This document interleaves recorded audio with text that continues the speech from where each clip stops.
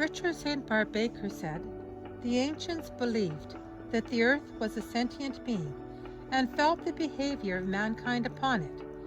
As we have no proof to the contrary, it might be as well to accept this point of view and act accordingly."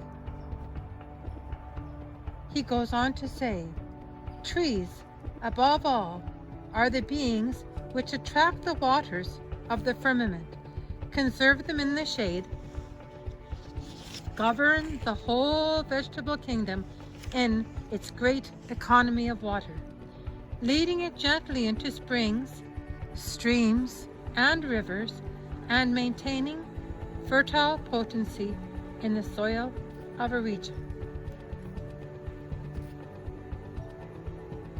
Richard St. Barbe Baker said, "Here, in the groves of these immortals, I wondered whether I had been witnessing the forest climatic climax of the textbooks, or whether these forests were still in the state of becoming. There was always the broader question: did the growth depend on the climate, or the climate upon the species which composed the tree cover? Surely nature could retain here the prerequisite condition for superlative growth by maintaining the composition it had developed through the ages." Richard St. Barbe Baker felt that a man who plants a tree is doing a very wonderful thing.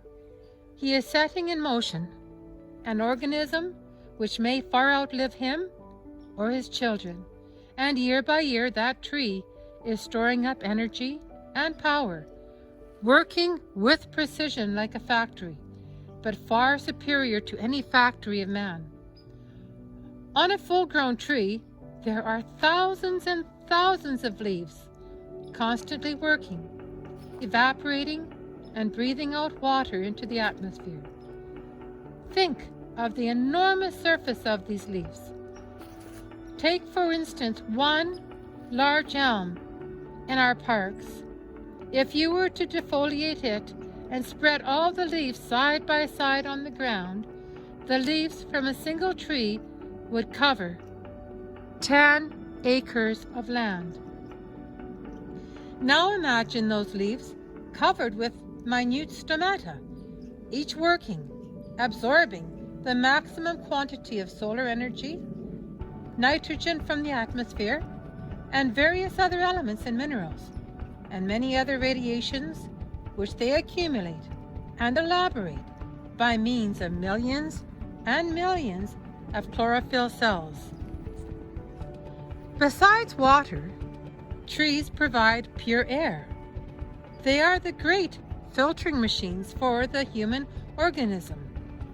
They improve and transform the air in a way which is most favorable and most acceptable to the lungs of man," says Richard St. Barbe Baker.